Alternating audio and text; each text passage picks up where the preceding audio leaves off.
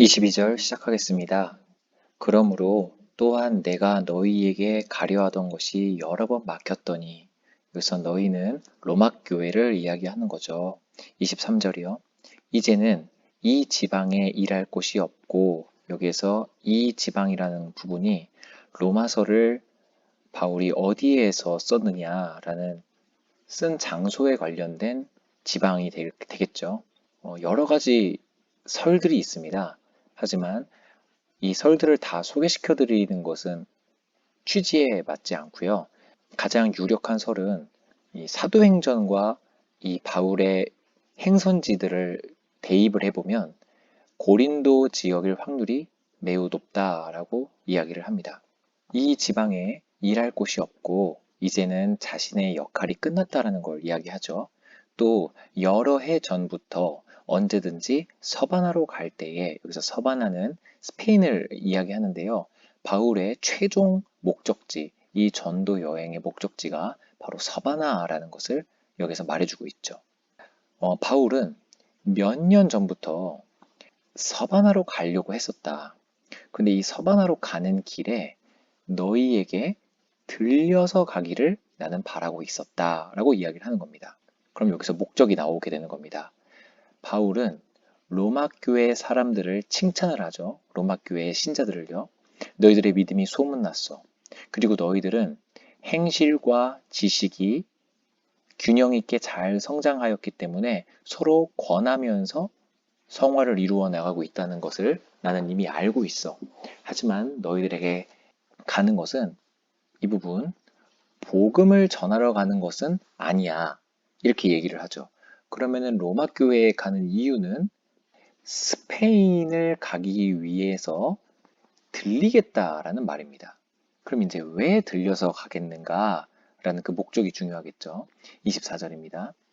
이는 지나가는 길에, 스페인으로 가는 길에 너희를 먼저 보고 너희와 사귄 다음에 얼마간 기쁨을 가진 후 바로 교제를 통한 성도들의 기쁨이에요.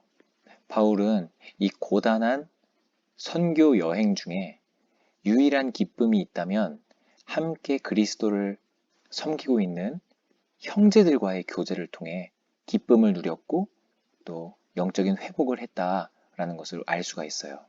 우리 교회에서도 성도들 간의 교제가 얼마나 중요한지를 시사해주는 부분입니다.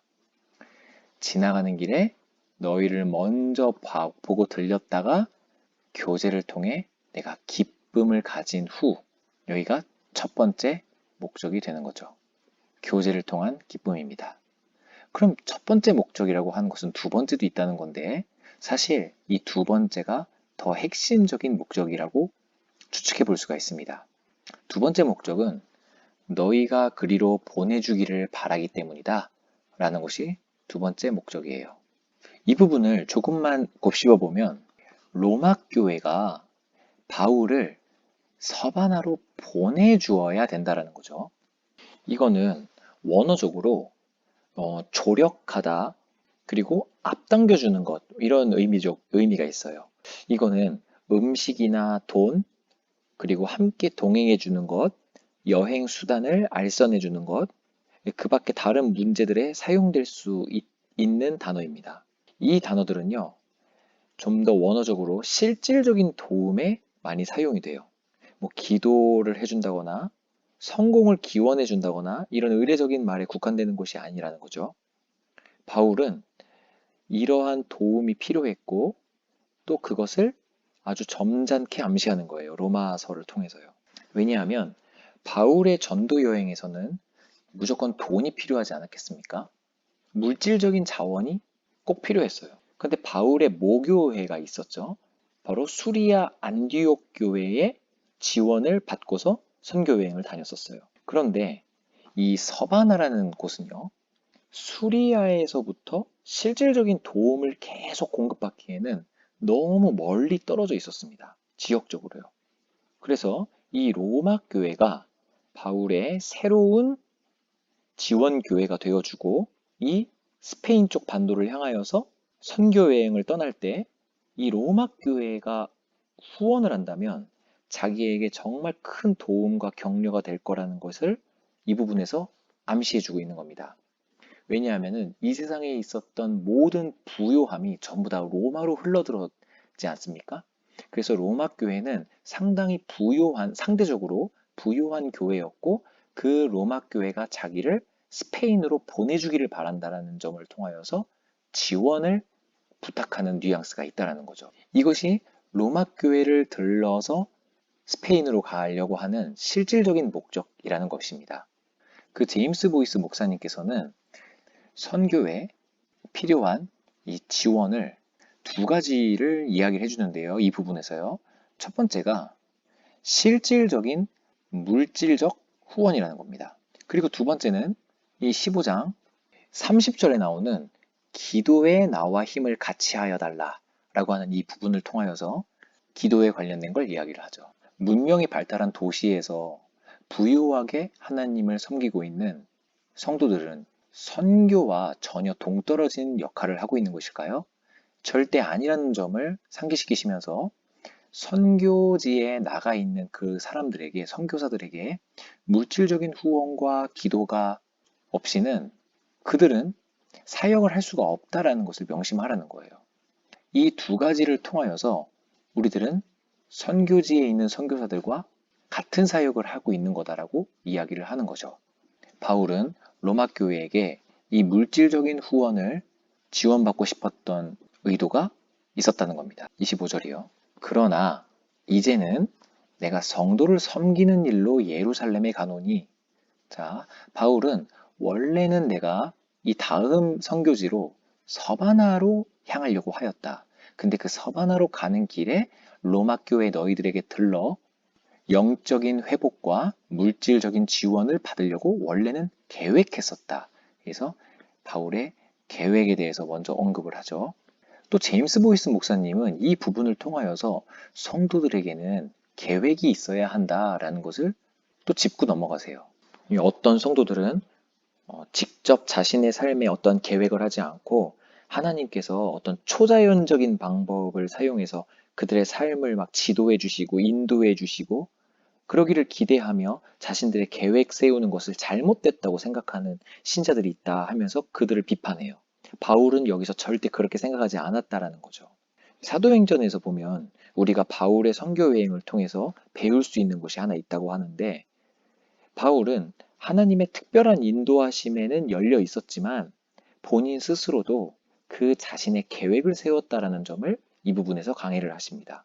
우리 오늘날 살아가는 신자들도 하나님을 의지하는 것이 무계획적인 삶과 같은 말로 생각하는 경향들이 있는데, 우리들은 그것을 경계하며 하나님의 사역을 위하여서, 우리의 영적인 성장을 위하여서 계획을 세우고 그 계획 안에서 하나님의 이끄심에 융통성을 열어두고 지속 가능한 성장을 이루어야 하겠죠. 계속 25절을 들어가면, 그러나 원래 나의 계획에는 서바나로 향하는 길에 너희들을 들려서 물질적인 후원과 교제를 통한 기쁨을 제공받고 싶었는데, 내가 이젠 성도를 섬기기 위하여서 예루살렘에 가야 하는 일이 생겼다라고 이야기를 합니다. 이 부분이 이 사도행전 21장 17절부터 이 부분과 싱크가 맞아 떨어집니다. 계속 한번 읽어보겠습니다. 이는 마게도냐와 아가야 사람들이, 요 아가야가요 고린도 지역에 있거든요. 바로 옆에 붙어 있습니다. 그리고 고린도 지역은 그리스에 있어요. 그리스 아테네에 붙어 있습니다. 그래서 로마에 상당히 가깝죠. 만약에 이탈리아가 여기 있고 아가야, 즉 그리스 고린도가 여기 있다면 예루살렘은 여기 있거든요. 그래서 바울이 로마로 간다면 지금 바로 곧바로 가는 것이 훨씬 가까웠을 거예요. 하지만 성도를 섬기는 일 때문에 거꾸로 예루살렘으로 향해야 했던 거죠. 얼마나 비효율적인 동선입니까? 당시에 자동차를 타고 다니는 것도 아니고 비행기를 타고 다니는 것도 아닌데요. 이 정도로 이 중요한 성도를 섬기는 일로 예루살렘에 가야 할 일이 바울에게 벌어진 겁니다. 그럼 성도를 섬기는 일 때문에 예루살렘에 가는 건 무엇이냐? 마게도냐와 아가야 사람들이 예루살렘 성도 중 가난한 자들을 위하여 헌금을 했다는 거예요. 이 헌금을 전달해 주러 예루살렘에 가는 것입니다. 이 부분을 조금 더 깊이 이해하기 위해서는 갈라디아서 2장 8절부터 읽어보시면 좋은데요. 이 당시에 예루살렘 지도자들이 베드로를 중심으로 한 예루살렘 지도자들이요. 예루살렘의 가난한 자들에 대한 그 원조를 요청하는 부분이 나와요. 그리고 바울은 그때 약속을 합니다. 예루살렘의 가난한 자들을 도와주겠다고 동의를 해줘요. 이 부분을 한번 읽어보겠습니다. 베드로에게 역사하사 그를 할례자의 사도로 삼으시니가 또한 내게 역사하사 나를 이방인의 사도로 삼으셨느니라. 또 기둥같이 여기는 야고보와 게바와, 게바는 베드로죠. 요한도 내게 주신 은혜를 알므로 나와 바나바에게 친교의 약수를 하였으니 우리는 이방인에게로 그들은 할례자에게로 가게 하려 함이라.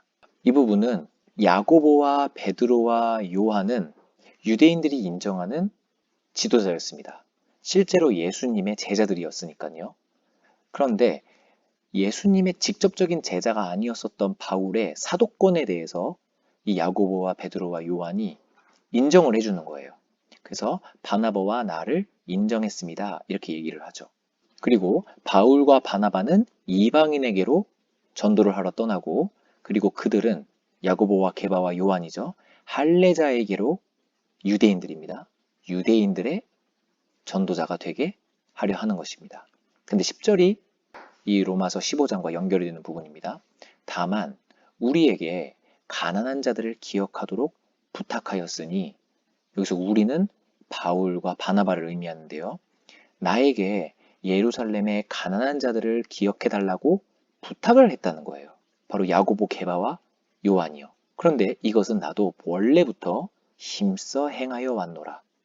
이렇게 갈라디아서 2장 8, 9, 10절이 이 부분을 이해하는 열쇠가 됩니다. 분명히 바울은 이 고린도 지역에서 로마로 갈 수 있는 길이 아주 가깝게 열렸을 거예요. 하지만 어떤 이유인지 하나님께서는 예루살렘의 가난한 성도들을 섬기게 하기 위하여서 이 연보를 가지고 예루살렘을 다시 역행해야 됐었던 이유가 있었던 거죠. 그리고 밑에 절을 보면은 바울의 예루살렘 출입은 바울에게 있어서 굉장한 근심을 안겨다 줬다라는 것을 우리는 또 살펴볼 수 있는데요. 27절이요. 마게도냐와 아가야 사람들이 기뻐서 연보하였거니와 또한 마케도니아와 아가야 사람들은 그 이스라엘 사람들에게 빚진 자다. 만약 이방인들이 그들의 영적인 것을 나눠 가졌으면, 여기서 유대인들이 받은 영적인 것, 바로 말씀과 그 복음의 증거인 구약, 이런 것들을 이야기하는 거죠. 육적인 것으로 그들을 섬기는 것이 마땅하니라. 이렇게 해서 이들이 기쁨으로 연보하였다는 이 26절의 근거가, 그들이 기뻐서 연보한 이유는 유대인들의 영적인 것을 그들이 나눠 가졌기 때문에 육적인 것으로 그들을 섬기는 것이다. 이렇게 이야기를 하는 겁니다. 이 부분을 통하여서 또 오늘날 우리가 배울 수 있는 것은, 오늘날 목회자가 통상적으로 자기의 생계를 위하여서 세속적인 일을 하지 않고 성도들의 후원을 받아 생활을 하게 되죠. 사역자들에게 생활할 수 있는 자금을 주지 않습니까? 근데 그것은 우리가 기쁨으로 하게 되는 것입니다. 뭔가 베푸는 마음, 그리고 마치 국민들이 세금을 통해서 공무원 먹여 살린다라는 그런 느낌으로 목회자들에게 월급이 돌아가는 것을 자신의 헌금 때문이라는 것으로 으스대는 사람들도 간혹 있어요. 하지만 로마서를 통하여서 현실 속에 살아가는 성도들이 성경을 연구하는 교사들이나 목사들을 마땅히 지원해야 한다는 것을 우리는 볼 수 있죠. 왜냐하면 그들의 영적인 것을 우리가 나눠 가졌기 때문입니다. 그래서 우리들의 육적인 것으로 그들을 섬기는 것이 마땅하다라는 것이죠. 그리고 28절이요. 그렇기 때문에 내가 이 일을 마치고, 바로 마케도니아와 아가야 사람들이 예루살렘 가난한 자들을 위해 헌금한 그 돈을 예루살렘에게 갖다가 주고 이 열매를 그들에게 확증한 후에, 그럼 이 열매는 뭘까요? 바로 가난한 자들을 돌보는 열매가 되겠죠. 가난한 자들을 돌보는 것은 그리스도인이 되었다라는 증거 중에 한 측면입니다. 야고보서 2장 15절을 보면요. 만일 형제나 자매가 헐벗고 일용할 양식이 없는데 너희 중에 누구든지 그에게 이르되 평안히 가라, 따뜻하게 해라, 가서 먹어서 좀 배부르게 해라 라고 말만 하고 그 몸에 쓸 것을 주지 않으면 그게 무슨 소용이 있겠냐. 이와 같이 말뿐이고 행함이 없는 믿음은 그 자체가 죽은 것이라. 이렇게 야고보서 2장에서 언급을 하죠. 행함이 없는 믿음은 죽은 것이다 라는 것의 행함은 가난한 자들을 도와주는 것이라고 이야기를 명확하게 이야기하는 겁니다. 즉 가난한 자들을 돌보는 열매가 여기에서 나오는 이 열매가 되는 것이겠죠. 이 열매를 그들에게 확증한 후에, 가난한 자들을 도와준 후에가 되겠죠. 너희에게 들렀다가 서바나로 갈 것이다 라고 또 자신의 계획을 언급하게 됩니다. 하지만 우리들은 사도행전 21장 17절 이하를 통하여서 바울이 이 돈을 가지고 이스라엘에 들어가서 야고보에게 이 돈을 전달해주고 그 이후에 어떤 일이 벌어지게 되는지 우리들은 볼 수가 있습니다. 이 부분을 한번 읽게 되면은 한 3장, 4장 정도는 술술 읽히거든요. 너무나 다이나믹하고 안타까운 사연들로 채워져 있기 때문에요. 그래서 이 타이밍에 사도행전 21장 17절 이하부터 한번 읽어보시는 것을 권해봅니다. 29절입니다. 내가 너희에게 나아갈 때에 그리스도의 충만한 복을 가지고 갈 것이다. 얘기를 합니다. 여기서 충만한 복은 로마 교회 성도들을 고무시키고 감격시킬 신자들의 소식이죠. 이건 당연히 뭘까요? 바로 바울이 전도 여행에서 전도한 에피소드, 그 딱딱하고 굳어 있었던 마음이 그리스도의 복음으로 말미암아 영접하게 되어지는 그 소식, 그 열매들을 가지고 간다는 거죠. 여러분들은 어떤 것이 복이라고 생각하십니까? 죄로부터 돌아선 구원의 소식을 들었을 때 이게 진짜 충만한 복이라고 생각하십니까? 아니면 누군가가 건강하게 되고 부자가 됐다라는 소식을 듣는 것이 충만한 복 받았다라고 생각하십니까? 우리 신자들에게 있어서 죄인이 회개하고 그리스도를 영접한 그 소식이야말로 우리들의 마음을 고무시키고 감격시킬 가장 충만한 복임을 우리들은 알아야 할 것입니다. 그 소식을 바울도 로마 교회에게 가지고 갈 거다라고 이야기를 하는 거죠. 30절이요. 로마 교회 형제들아, 내가 우리 주 예수 그리스도와 성령의 사랑으로 말미암아 너희를 권하노니 정말 간곡히 부탁합니다. 그게 뭐하냐 하면 기도해달라. 너희들의 기도가 나에게 힘을 보태주는 거다 라고 이야기를 하죠. 실제로 기도의 능력을 알지 못하는 성도들에게 기도 부탁을 하지 않아요. 왜냐하면 그 기도의 능력이 얼마나 강하고 유일한 것인지를 본인 스스로가 모르기 때문입니다. 하지만 바울이 여기서 나오는 기도를 부탁하는 건 기도의 능력을 아는 자가 하는 부탁입니다. 신자들의 기도가 자신의 능력이 된다는 것을 바울은 뼈저리게 알고 있기 때문에 우리의 주인 예수 그리스도와 성령의 사랑으로 인하여서 내가 간곡히 부탁하노니 그 성령께 받은 그 사랑으로 우리가 같은 주인을 섬기고 있는 한 형제로서 나에게 힘을 보태달라. 이렇게 간곡하게 얘기하는 거예요. 무엇으로요? 기도로요. 그럼 여기서 기도 제목을 언급을 하는데요. 나를 위하여 하나님께 빌어달라. 바로 간구기도를 요청을 하죠. 앞서서도 살펴봤지만 예정론을 그토록 주장했었던 바울이 이 편지 안에서요. 간구기도를 부탁한다. 모든 것이 계획되어져 있다라고 이야기하는 그 예정론을 지지했었던 바울이 하나님께 간구기도 해달라고 부탁을 한다는 거죠. 절대 간구기도는 하나님의 섭리와 예정에 충돌되는 교리가 아니라는 것을 우리는 한 번 더 살펴봐야 할 것입니다. 그럼 이 기도 제목이 뭘까요? 첫 번째, 내가 유대에서 순종하지 아니하는 자들로부터 건짐을 받게 해달라. 이게 첫 번째 기도입니다. 이것을 쉽게 표현하면 유대에 믿지 않는 사람들로부터 안전했으면 좋겠다라고 얘기하는 거예요. 바로 안전한 복음 전도를 위해 기도해 달라는 거죠. 이것은 자신을 해하려고 했었던 유대인들이 너무 많았기 때문에 이 기도를 하고 있다는 것을 우리는 살펴볼 수 있습니다. 또 두 번째요. 예루살렘에 대하여 내가 섬기는 일을 성도들이 받을 만하게 해달라고 기도해달라. 이것은 예루살렘에서 바울의 섬김이 그곳의 성도들에게 받아들여질 수 있게 해달라고 기도하는 겁니다. 우리가 대표 기도할 때 목사님의 말씀이 성도들의 마음밭에 심겨져서 열매를 맺게 해달라고 그 성도들의 마음가짐을 위해서 대표 기도를 하죠. 그 발상이 여기에서부터 시작되는 겁니다. 바울의 사역에 성도들이 반응하게 해달라고 그 성도들의 마음가짐을 위하여 기도하게 되는 거죠. 이것이 바로 두 번째 기도 제목입니다. 그리고 세 번째 기도 제목이 있습니다. 내가 하나님의 뜻을 따라 기쁨으로 너희에게 가서 너희와 함께 편히 쉬게 해달라고 기도해줘 라고 해서 세 번째 기도 제목을 부탁합니다. 이 바울의 계획이 하나님의 뜻에 따라 성공하게 해달라고 기도하는 거죠.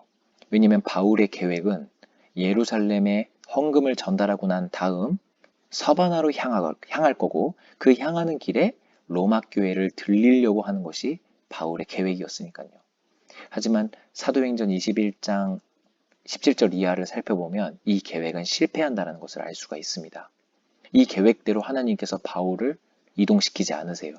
하지만 선교사들의 그 계획을 우리가 보고받고 그 선교사들의 계획대로 하나님께 간구하는 것은 이 계획대로 되게 해달라고 간구하는 것은 우리 문명 속에서 살아가는 신자들에게 있어서 아주 중요한 기도 제목이라는 것입니다. 목회자가 설정하는 목회의 방향 그리고 그 계획들이 온전하게 현실적으로 이루어지게 해달라는 그 기도는 우리 교인들이 꼭 해야 하는 기도라는 거죠. 성도가 어떠한 계획을 세우고 그 계획을 이루기 위해 기도하고 노력하는 것을 병적으로 싫어하는 신자들이 있습니다. 그 신자들은 이 부분을 통하여서 계획적이고 진취적인 생각들이 얼마나 하나님 앞에 바람직한 기도 제목인가를 우리는 다시 한번 배워야 할 것입니다. 그리고 33절입니다. 이 부분은 바울의 세 가지의 축복 기도 중 두 번째의 축복 기도인데요. 평강의 하나님께서 너희 모든 사람과 함께 계실지어다 라고 축도를 합니다. 이 부분을 살펴볼 수 있는 것은 하나님의 속성 중 평강의 하나님이 될 겁니다. 이 우리와 함께 계시는 평강의 하나님을 왜 바울은 언급했을까요? 빌립보서 4장 6절부터 9절을 읽어드리겠습니다. 아무것도 염려하지 말고 다만 모든 일에 기도와 간구로 너희 구할 것을 감사함으로 하나님께 아뢰어라. 그러면 모든 지각에 뛰어난 하나님의 평강이 이 부분은 우리의 생각을 넘어서는 하나님의 평강이라고 얘기하는 거죠. 그리스도 예수 안에서 너희 마음과 생각을 지켜주실 거다. 끝으로 형제들아 무엇에든지 참되며 무엇에든지 경건하며 무엇에든지 옳으며 무엇에든지 정결하며 무엇에든지 사랑받을 만하며 무엇에든지 칭찬받을 만하며 무슨 덕이 있든지 무슨 기림이 있든지 이것들을 생각하라. 너희는 내게 배우고 받고 듣고 본 바를 행하라. 그러면 평강의 하나님이 너희와 함께 계시리라. 이렇게 얘기를 합니다. 이 부분을 통해서 왜 로마서 15장 33절에 평강의 하나님이 너희와 함께 있을 거다 라고 이야기하는지를 우리들은 맞춰볼 수가 있는 거죠. 왜냐하면 바울은 이 로마 교회 교인들에게 기도를 부탁하고 있는 거예요. 이 기도를 해줌으로써 평강의 하나님께서 나와 그리고 너희 모든 사람과 함께 있을 거다 라고 이야기하는 거죠. 우리는 하나님께로부터 배운 것들을 실행에 옮겨야 합니다. 그리고 그렇게 선한 행실 안에서 하나님께 간구하고 기도해야 합니다. 이 두 가지가 병행되었을 때 평강의 하나님이 너희와 함께 계시리라 라고 바울은 이야기를 하는 거죠. 우리들은 평강의 하나님이 우리와 함께 계실 그 조건 두 가지, 바로 하나님 안에서 착하게 행하는 것과 그리고 하나님께 구할 것을 감사함으로 기도하는 것, 이 두 가지는 선행하지 않은 채 그저 하나님께서 왜 나에게 평강을 주시지 않느냐, 평강의 하나님을 외치는 오늘날의 신자들이 많이 있습니다. 그렇지만 평강의 하나님께서 우리와 함께 해주시기 위해서는 항상 전제 조건이 따르다라는 것을 우리는 잊지 말아야 할 것입니다. 우리 모두 감사함으로 하나님께 기도하고 그리고 우리가 배운 대로 이웃에게 행하는 평강을 누리는 그리스도인이 되었으면 좋겠습니다.